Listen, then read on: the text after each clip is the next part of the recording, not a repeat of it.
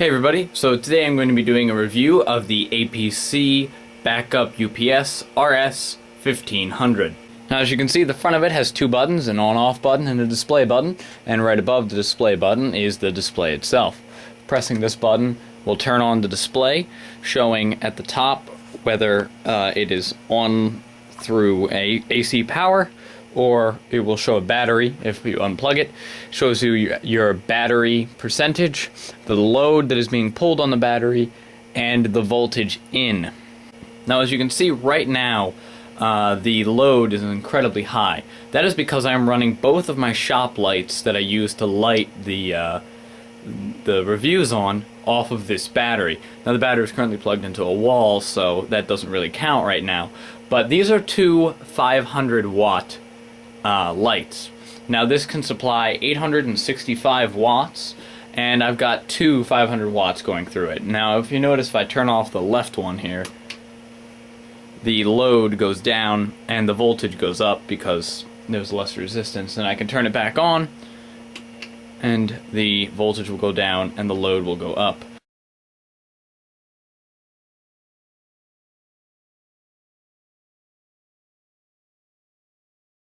Now, by pressing the display button, you can fan through the load in watts, which is 865, which is its maximum wattage. You can see the load percentage, and you can see the output voltage, as well as the output hertz, the in voltage as shown before, the event, which is if there's an error or something, or an incredible overwattage, and the estimated runtime in minutes. Now, once again, I'm overwatting it right now, so what I'm going to do is unplug from the back one of these lights. Hopefully I get the right one here. There we go. And move this light and plug it in elsewhere. Plugging it in over here allows you to see that now the load is substantially lower. And this thing is an incredibly helpful tool for actually determining. Oh, and evidently it looks like I've only got 400 watt light bulbs in these right now. But this is an incredibly helpful tool for determining wattage of things. The power, the UPS itself determines it, and you can see in the display. But plugging into the computer, going through the software, will also show you the wattage. Now, as I'm sure all of you have come to the conclusion by now, this thing is not quiet. It has two small, I believe these are 40mm fans in the back of it, and as far as I'm aware, there's no way to control them. I believe they're temperature controlled, but they're just always running. Even right now, when there's literally nothing actually plugged into it, they're running. So that's kind of a downside, but it should be put kind of behind and around your desk, not, you know, out in the wide open.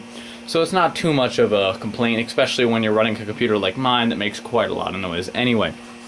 But as far as the ports on the back go, right here we have the modem phone fax network, which basically means that you have your Cat5, Cat6 come in here and go out here to whatever. So I have my wall in from my router going in here, and my wall out going into my network switch. Now this is just to make sure that if a surge goes through your Cat6 wire, that it will not actually damage your switch or even the modem in your computer. Now below that, there's another Ethernet port, but it's not actually an Ethernet port, it's a data port. As you can see, there's a little notch on the side of it, and that makes it so you can't plug one into the other. Now that has a data port on this end, and the other end actually has a USB plug. Plug it right into the back of your computer, and you can be aware of everything the battery is doing. It reports the wattage it's pulling, its in-out voltage. It tells you when it shut down, like if it switched to battery due to voltage noise or low voltage or over voltage, or if the power went out, when and how long it went out. It's very helpful, and once again, I've used this to actually figure out how much wattage things pull. That's just kind of like a rough estimate, you know. I look at the software, it says that my computer and everything's using 256 watts. I plug in something, and then I'm using 280. I can determine that I'm pulling, I don't remember, I think 14 watts. And then same thing with how the network could be put through. You can put a coaxial cable through to make sure that your cable doesn't get hurt. This is if you have this next to your modem, you have your modem in, out, and go straight to the modem. Now there's also a building wiring fault light, which if something messes up, that tricks on and makes sure that the batteries don't explode, which is a good thing. Now over here we have the surge-only plugs. There's 2 of them, and it's labeled printer. Now a lot of people don't know this, but you should really actually have your printers on a surge line, because when printers get surged, laser jet, I believe it's laser printers, they can get damaged pretty easily.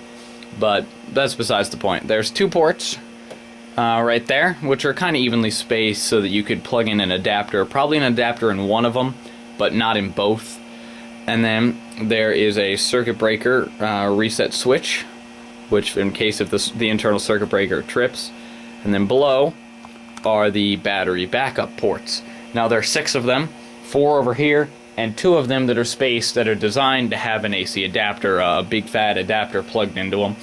And that's just about as many plugs as you need. I actually have mine, I just have a regular surge protector coming out of this top port, and another one coming out of this top port, so, well, you can't really see, but I'm pointing at one of the surge protector plugs.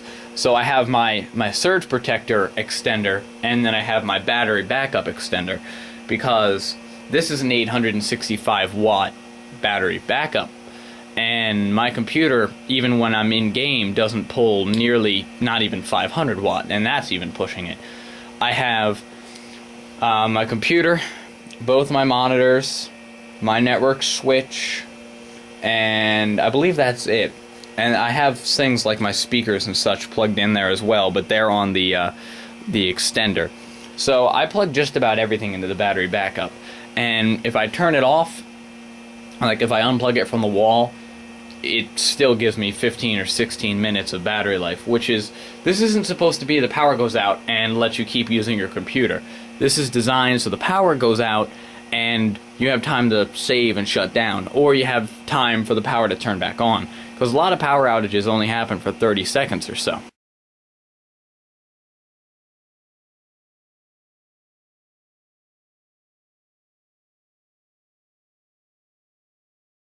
I'm going to, right now, turn on the display and plug in this alarm clock here.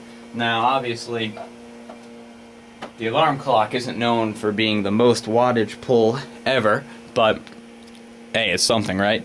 So let's switch over to the wattages pulled, and it says 0 watt. Wow, that's funny. I figured that would at least register something. But yeah. So if I actually unplug the power back up from the wall, it will beep, as so that, you know, if you're in another room, you'll know that something went wrong, and it will immediately switch over to the screen displaying how many minutes of runtime is left. So it says 706 minutes. So if I needed this clock to run for the next, Christ, that's probably almost a day.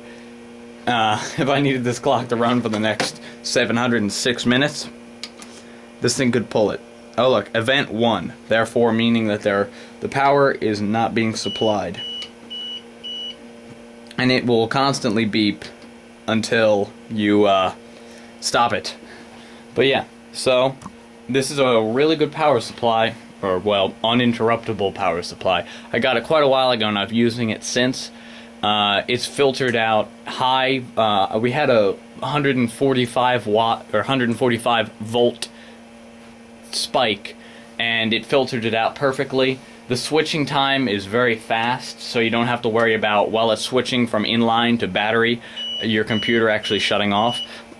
A few times during the snowstorms that we had across the past week or so, the power went out, and it did a perfectly good job of switching over, keeping my computer running, and switching back.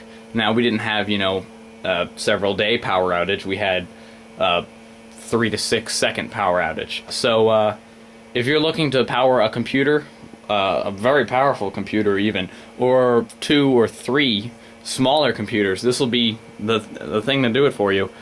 Once again, I've got my whole computer rig, my i7, my 6 gigs of DDR3, my 3 hard drives, all the fans, LEDs, everything, all my monitors, all going through this, and it powers them all without even having a hiccup. So yeah, that's just about it. Please be sure to comment, rate, and subscribe, and also be sure to check out my vlog. I've uploaded something probably close to 20 videos now, and quite a lot of funny things have been happening. A lot funnier than I thought it was going to be. But yeah, so thank you everybody for watching, and I'll see you all later.